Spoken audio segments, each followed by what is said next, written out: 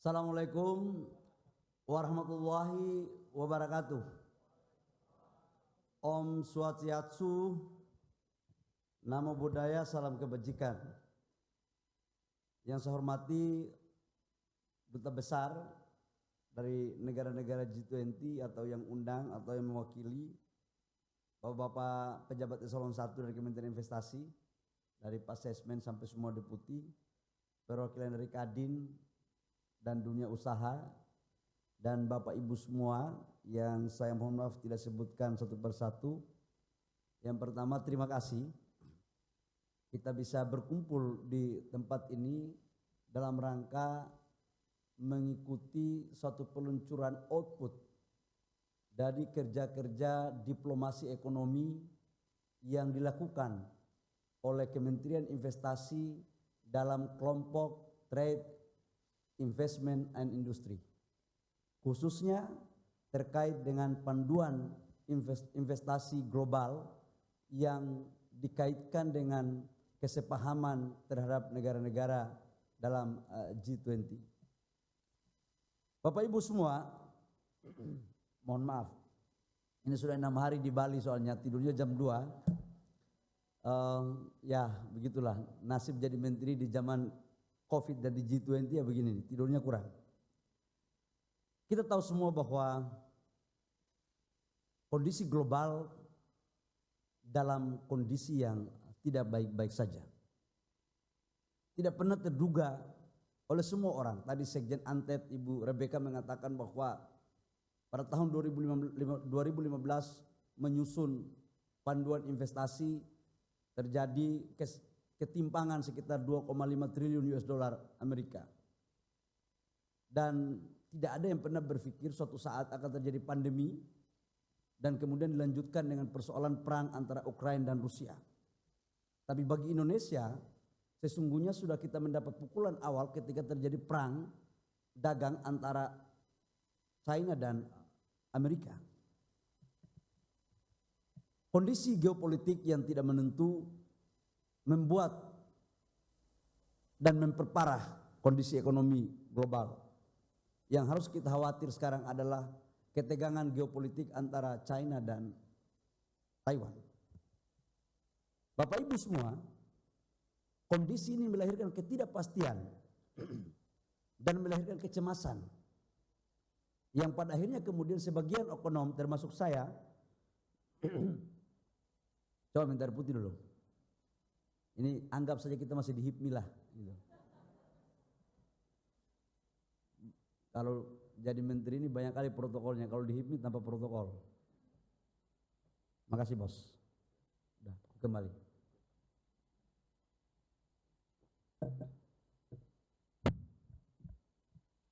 Akibat perang itu tersebut, dalam bahasa saya sebut dengan ekonomi gelap. Tapi Indonesia kita bersyukur bahwa pertumbuhan ekonomi kita di kuartal ketiga 2022 itu tumbuh 5,75%, salah satu terbaik di negara-negara G20. Namun di Asia Tenggara kita harus mengakui bahwa pertumbuhan ekonomi Malaysia dan Vietnam jauh lebih baik ketimbang kita. Tapi untuk negara-negara G20 kita lebih baik daripada teman-teman kita yang lain. Inflasi kita terjaga di bawah 6%. Dan metode pendekatan untuk memitigasi agar tidak terjadi kelonjakan inflasi yang dilakukan oleh pemerintahan Joko Widodo di bawah pimpinan Pak Jokowi ini di luar kelaziman teori ekonomi. Karena biasanya inflasi begitu dia naik, maka yang melakukan aksi adalah BI lewat instrumen moneternya. Tetapi kali ini tidak cukup dengan aksi moneter, tapi harus didetailkan terhadap identifikasi kelompok-kelompok atau bahan-bahan apa saja yang menjadi penyuplai inflasi Indonesia. Bapak Ibu tahu nggak? Dari total 5,7% inflasi nasional kita, sumbangsinya itu rica dengan bawang merah. Rica sama bawang merah itu kontribusinya 2,4%. Jadi bukan harga minyak yang memberikan inflasi tinggi, tapi bawang dan cabai merah salah satu penyuplai inflasi tertinggi di Republik Indonesia. Bapak Ibu semua, saya ingin menyampaikan bahwa pertumbuhan ekonomi 5,75%, kalau kita lihat struktur ekonominya, biasanya kontribusinya itu konsumsi. Konsumsi itu 5,7, tapi di kuartal ketiga konsumsi turun menjadi 5,1%. Investasi naik, ekspor naik. Artinya faktor pendorong hulu daripada pertumbuhan ekonomi adalah investasi. Dan karena itu investasi harus kita pandang sebagai bagian terpenting urat nadi dari sebuah proses pertumbuhan. Karena di sana akan menciptakan lapangan pekerjaan, akan meningkatkan competitiveness kita, kemudian akan meningkatkan pendapatan negara. Bagaimana investasi kita di Indonesia, Bapak Ibu semua? Investasi kita di Indonesia pada tahun 2021 dalam RPJM itu 856 triliun, tapi oleh Bapak Presiden Jokowi meminta kami harus bisa menyelesaikan 900 triliun agar pertumbuhan ekonomi kita harus di atas 4%, karena waktu itu masih COVID. Alhamdulillah, realisasi investasi kita mencapai 901%, melebihi target yang ditarget oleh Bapak Presiden Jokowi. Ini investasi di luar hulu migas dan di sektor keuangan. Yang kedua, agar tidak terjadi gap pertumbuhan ekonomi, maka Bapak Presiden Jokowi meminta untuk pertumbuhan ekonomi yang berkualitas. Salah satu instrumennya adalah pemerataan pertumbuhan investasi. Maka sejak 2020 kuartal ketiga sampai dengan 2022, investasi di luar Pulau Jawa itu sudah lebih tinggi ketimbang di Jawa. Dulunya investasi di Pulau Jawa lebih tinggi ketimbang di luar Pulau Jawa. Kita nggak boleh marah sama Jawa, karena memang mereka punya infrastruktur jauh lebih memadai di awal. SDM-nya oke, ekosistem logistiknya oke. Tetapi kita harus bersyukur pada pemerintahan sebelumnya, Pak Jokowi JK, yang membangun infrastruktur yang masif dari Aceh sampai Papua. Hasilnya sekarang realisasi investasi di luar Pulau Jawa sudah lebih besar daripada di Jawa. Kemudian Bapak Ibu semua, saya ingin men-sharing agar tidak kena provokasi hoax terhadap informasi investasi. Di 2021, negara yang masuk ke Indonesia investasinya yang paling besar itu Singapura. Sekalipun dalam anekdot saya selalu mengatakan begini, ini betul asal negaranya dari Singapura. Tapi ini uang tidak semuanya uang orang Singapura. Sebagian uang orang Indonesia. Banyak sekali. Dan Singapura dijadikan hub. Jadi sesungguhnya kalau kita akumulasi antara PMDN dan PMA, kalau uang dari Singapura itu sebagian uang orang Indonesia, harusnya PMDN lebih tinggi daripada PMA. Itu China 2019-2020 dia nomor 2. Tapi 2021 digeser oleh Hong Kong. Amerika Serikat yang 4 tahun terakhir tidak pernah menjadi nomor 4 besar, sekarang dia menjadi 4 besar. Eropa sekarang masuk 10 besar di 2 negara. Jadi Bapak Ibu semua, alangkah kelirunya kalau ada persepsi yang tertanam di otak kita bahwa seolah-olah negara kita ini untuk investasi hanya dikuasai oleh satu negara tertentu. Ini datanya.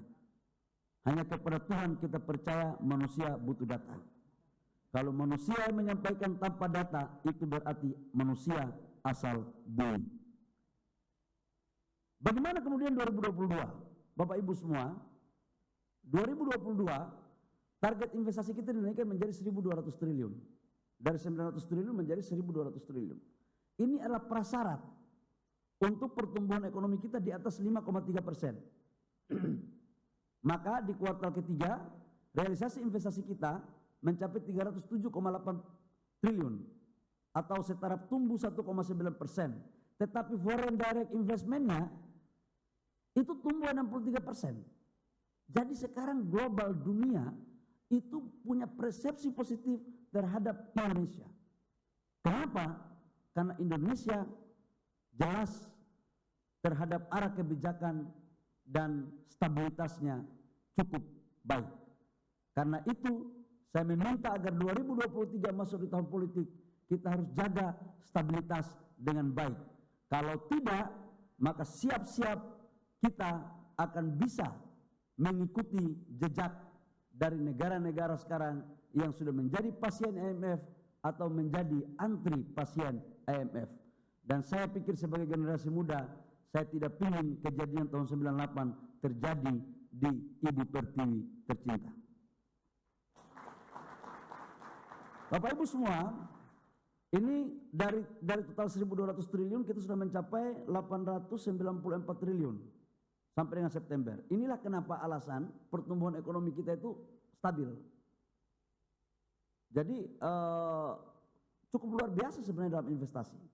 Tapi oke, saya tidak akan bicara terlalu banyak tentang investasi dan makroekonomi. Hari ini saya kembali kepada laptop terhadap peluncuran Bali Compendium. Teman-teman, Rizky grab ini supaya tahu juga ini. Jangan UMKM terus yang digarap, nggak tahu sumbernya dari mana. Ini biar tahu nih. Teman-teman tahu nggak? Ketika negara Indonesia membuat kebijakan untuk membangun hilirisasi, untuk meningkatkan nilai tambah sebagai syarat dari negara berkembang untuk menjadi negara maju, tahu nggak? Negara-negara maju itu setuju atau tidak untuk kita melakukan hilirisasi? Saya kaget. Kami 4 bulan melakukan lobby, negosiasi untuk negara-negara berkembang dikasih ruang untuk menjadi negara maju lewat hilirisasi. Negara-negara maju itu sebagian nggak mau. Debat kita 3,5 bulan. Saya baru sadar bahwa ternyata ketika kita menyetop ekspor ore nikel, kita dibawa ke WTO, ini ada udang di balik batu. Memang negara-negara sebagian khususnya Uni Eropa nggak setuju Indonesia ini menjadi maju. Karena nggak mau membuat kita hilirisasi. Akhirnya debat, saya sendiri yang memimpin forum waktu itu di Bali, di tingkat menteri, khusus klaster investasi. Saya bilang sama mereka begini, kami Indonesia ini belajar pada kalian. Inggris pada abad 16 itu melarang ekspor wool sebagai bahan baku tekstil. Untuk apa? Industri negaranya maju. Di Amerika pada abad 19, abad 20, seluruh impor bahan baku dia mempergunakan produk dikenakan pajak progresif 45%. Di China tahun 80-an dia mempergunakan TKDN-nya 90%. Dan di Finlandia pada tahun 86 perusahaan asing yang bisa masuk hanya mendapatkan saham 20%. Untuk apa? Untuk mereka memperkuat industri mereka. Indonesia sekarang belajar dari mereka. Kita stop kirim bahan baku, kita bangun hilirisasi supaya nilai tambah agar ekonomi kita tinggi. Di saat bersamaan mereka nggak mau. Udah gila ini saya bilang. Dan di situ saya katakan untuk mereka, apa kami negara-negara berkembang tidak boleh mengikuti jejak kalian yang menepaki satu anak tangga di bawah dan sampai dengan puncak tangga? Dan kalian sudah melakukan itu.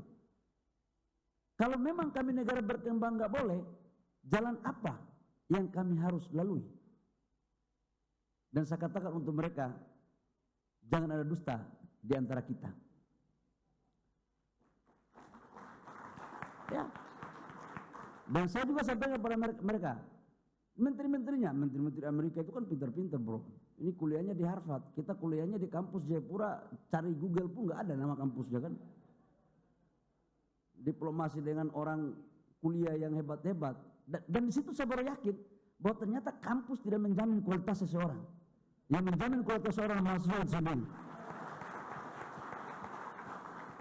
Saya baru merasa kalau cuma begini aja kan di HIPMI juga banyak kayak begini-begini kan.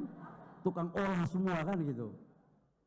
Dan saya katakan kepada mereka bahwa Nggak boleh ada satu negara dalam G20 merasa lebih merdeka dan berhak untuk mengatur negara lain. Karena kita harus duduk sama rendah, berdiri sama tinggi sebagai bangsa yang merdeka. Kemudian perdebatan itu lolos. Kita didukung oleh India, Afrika, Brazil, ya, dan saya terima kasih kepada Universitas Parahyangan Bandung. Saya appreciate untuk kalian. Dan ini teman-teman yang membantu kami. Nah, yang kedua teman-teman adalah UMKM, pengusaha daerah. Itu sebagian negara nggak setuju. Saya katakan bahwa setiap investasi yang masuk harus berkolaborasi dong sama orang daerah, sama pengusaha daerah, agar tumbuhnya bareng-bareng. Jangan kalian ambil sumber daya alam kita, kalian meninggalkan bencana, orang daerah ditinggalin. Nggak fair, saya bilang. Saya bilang, harus kolaborasi. Debat lagi saya. Saya bilang sama mereka, sorry, saya orang kampung. Saya orang kampung di Papua, dan sudah cukup sumber daya alam kami di Papua diambil oleh kalian-kalian ini, saya bilang. Dan itu kami orang Papua belum tahu tentang dunia waktu itu. Jangan orang Papua sudah sekolah jauh-jauh, sudah ngerti dunia, kau tipu-tipu pula kita. Aku bilang stop. Dan kita debat, kita adu argumentasi, dan alhamdulillah sekarang kolaborasi dengan pengusaha daerah dari sebuah investasi diakui sebagai bagian yang harus dilakukan untuk kesejahteraan bersama. Yang berikut teman-teman, menyangkut dengan aliran investasi yang tidak adil, harga karbon nanti saya pikir nanti Pak Indra akan bicarakan. Terakhir dengan Bali Kompendium. Kenapa Bali Kompendium ini kita lakukan? Jadi ini ada negara-negara yang merasa lebih berhak mengatur negara lain. Ada yang merasa lebih pintar dan paling tahu. Seolah-olah dia lahir duluan dan dia yang paling ngerti. Dan dia mengatur yang lain. Saya katakan bahwa ini cara-cara yang tidak relevan dengan perkembangan global. Maka kemudian kita rumuskan arah kebijakan investasi masing-masing negara supaya kita hargai. Dengan keunggulan komparatifnya, dengan adatnya, dengan konstitusi negaranya, dengan kultur masyarakat di negara itu. Tidak bisa Indonesia disamakan dengan, mohon maaf, katakanlah dengan Amerika atau dengan Eropa lain. Kita merebut kemerdekaan dengan cara perjuangan. Kita punya adat ketimuran, kita punya budaya yang berbeda dengan mereka. Masa mereka harus mesamakan itu dengan pola investasi? Saya katakan tidak. Dasar itulah kemudian yang melatar belakangi kenapa Bali Kompendium itu lahir. Dan Bali Kompendium ini adalah susunan masukan dari semua negara yang kemudian diramu oleh ANTED bersama-sama dengan Kementerian Investasi. Saya terima kasih kepada Kementerian Investasi di bawah pimpinan Pak Riyadno, Pak Indra, kemudian Dana, Pak Sesmen, ya, semuanya yang terlibat menyusun ini. Ini adalah pertama kali terjadi sejak Republik Indonesia ini merdeka. Dan ini kontribusinya bukan hanya untuk dalam negeri, tapi ini untuk luar negeri, terutama kepada negara-negara G20. Terakhir, tidak hanya itu, saya terima kasih kepada Pak Indra yang bekerja sama dengan NGO. Selama ini kan kita ribut terus menyangkut dengan investasi merusak lingkungan, investasi tidak memperhatikan rakyat. Itu terus yang kita dengungkan. Saya bilang sama Pak Indra, coba dipikirkan bagaimana ada panduan investasi domestik. Sehingga orang nggak ribut lagi. Dan kalau bisa jangan dibuat oleh Kementerian Investasi. Tolong undang saudara-saudara kita, teman-teman kita NGO, kita minta pikiran mereka yang jernih, yang cerdas, yang bagus. Kita kolaborasi, kemudian kita lakukan. Dan alhamdulillah tadi sudah ada yang namanya panduan investasi hijau yang dibuat oleh teman-teman NGO. Saya terima kasih banyak atas kerjasama teman-teman. Saya pikir itu beberapa hal yang perlu saya sampaikan. Saya memberikan apresiasi teman-teman. G20 ini penyelenggaraan presidensi yang diperoleh oleh Indonesia dan dilaksanakan di Bali. Ini adalah sebuah kehormatan. Saya jujur untuk mengatakan dari lubuk hati yang paling dalam, awal-awalnya saya juga nggak ngerti apa nih G20. Memang dasar sekolah di kampung jadi nggak ngerti. Setelah saya pelajari, setelah saya ikut terlibat dan ikut mengambil bagian dalam proses, ternyata inilah forum yang sangat luar biasa sekali untuk mempengaruhi kebijakan global. Dan tidak main-main, 17 kepala negara dan beberapa organisasi besar, kepala negara di G20 ya, belum lagi negara-negara yang diundang, hadir di Bali, dan kita menjadi tuan rumah yang sebagian yang saya temui, mereka mengatakan bahwa Bali, Indonesia, luar biasa sekali pelayanannya dalam menjamu kami. Top deh, top. Jadi teman-teman muda sekarang, ya udah kalian kalau mau ikut G20 lagi nanti tunggu menteri 20 tahun lagi. Jadi kalau habis kabinet ini kalian jadi menteri, kalian nggak dapat pengalaman G20. Saya yakin dan percaya bahwa Indonesia ke depan maju, berkembang, satu syarat. Stabilitas harus kita jaga. Momentum G20 ini kita harus jaga. Sudah terlanjur nama baik Indonesia di mata dunia sangat baik sekali lewat kegiatan G20. Saya yakin Ibu Pertiwi, Indonesia tercinta ke depan ke arah yang lebih baik. Terima kasih. Wabillahi taufiq wal hidayah. Wassalamualaikum warahmatullahi wabarakatuh. Om Santi, Santi, Santi Om, Namo Buddhaya, salam kebajikan. Pak Sarman Simanjorang, terima kasih atas kehadirannya.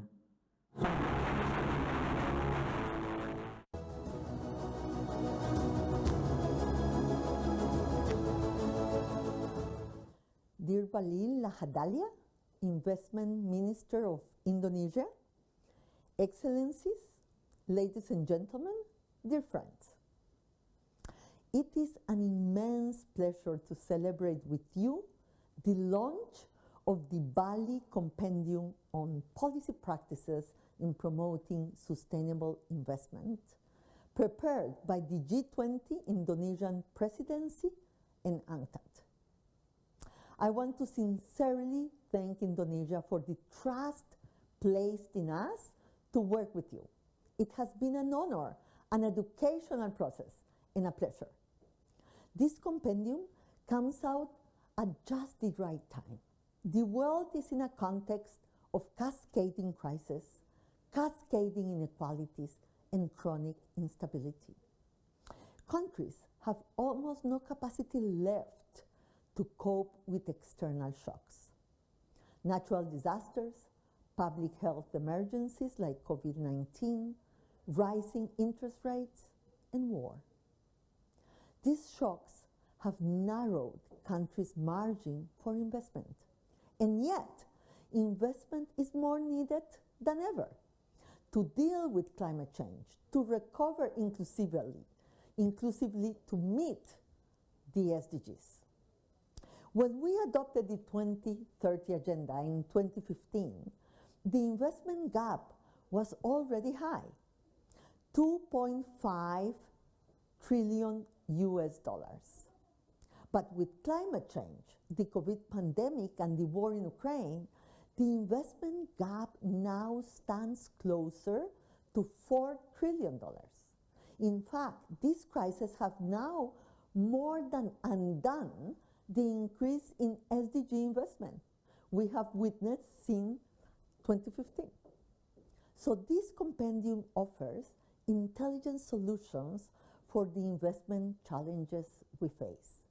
It represents a rich compilation of relevant experiences on sustainable investment promotion from all G20 members and several associate countries. Experiences from which we all can learn, despite the fact, or indeed because of the fact, that there are no one-size-fits-all solutions. It is important to look at the diverse approaches to come up with one that is most appropriate for each local context. Our compendium seeks to help policymakers not only in promoting more investment in sustainable development, but in promoting the right kind of investment for sustainable development. Not all investments are equally beneficial. investments that help the few while the rest are left at the margin of global value chains are neither desirable nor economically tenable in the long run. Sustainable investment should bring a truly equitable, resilient, and inclusive development for all. This requires investment strategies, policies, and initiatives that support the enhancement of local productive capacities, promote value addition, and create significant links between international companies and domestic firms, particularly SMEs. Lastly, our compendium also seeks to galvanize action towards overcoming the barriers to investment we all face in terms of the structural asymmetries of the international financial system. For example, the decline of multilateral development finance as a percentage of GDP in the Global South, the absence of a structured multilateral mechanism for debt, the lack of ESG going towards emerging markets, as well as the decline in foreign reserves accumulation in developing countries, capital flight in times of stress, the increase of interest rates that we talked about before, and its repercussion on investment, and short-termism in financial markets. All of these issues are part of the problem of investment promotion and must therefore also be part of the solution. Excellencies, Indonesia, a country that has managed to attract foreign investment, mobilize its own domestic resources, develop its industrial base, and overcome commodity dependence, is perhaps the perfect partner to have written this compendium with. Dear Minister Lahadalia, thank you again for all your support, your wealth of knowledge, and your sense of solidarity with the rest of the developing world. It has been an honor to contribute to this collective effort. And from distance, but with fondness, I celebrate this launch with you. I thank you. Ya, demikian sambutan dari Mrs. Rebecca Greenspan dan hadirin yang berbahagia. Saat ini marilah kita bersama-sama menyaksikan sebuah tayangan video screening The Introduction to G20 Bali Compendium.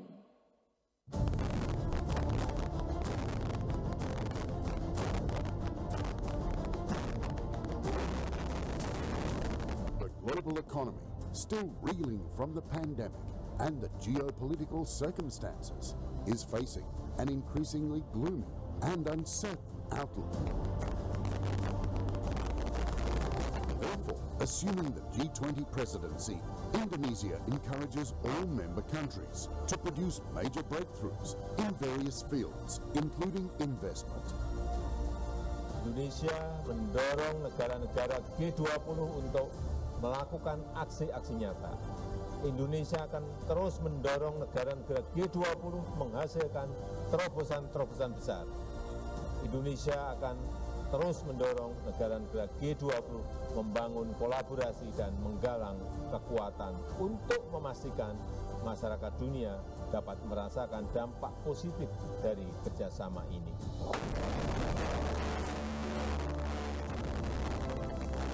In September 2022, the G20 Trade, Investment and Industry Ministerial Meeting was conducted in Bali and succeeded in reaching 5 agreements in the investment cluster.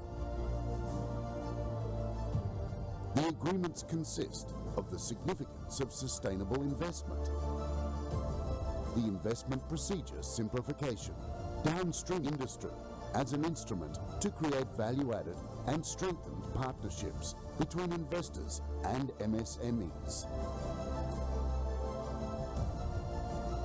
The importance of a fair and inclusive climate funding scheme and the G20 Bali Compendium.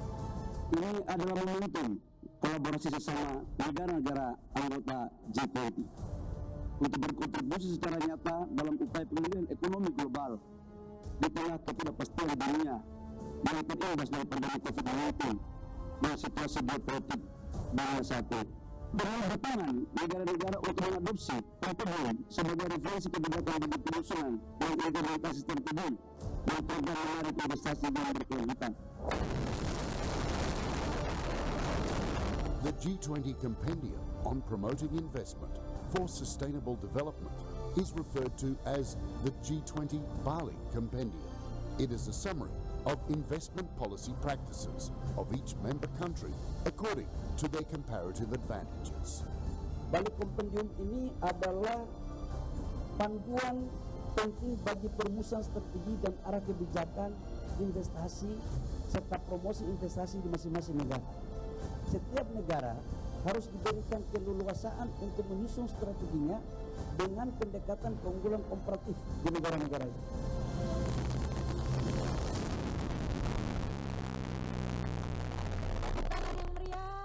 Hadirin sekalian, dengan berakhirnya video tadi, maka berakhir pula seluruh rangkaian di Introduction to G20 Bali Compendium and the launch of Sustainable Investment Guidelines. Saya selaku pemandu acara, mewakili Kementerian Investasi BKPM mengucapkan terima kasih atas kehadiran dan juga partisipasi Bapak Ibu yang luar biasa pada siang hari ini.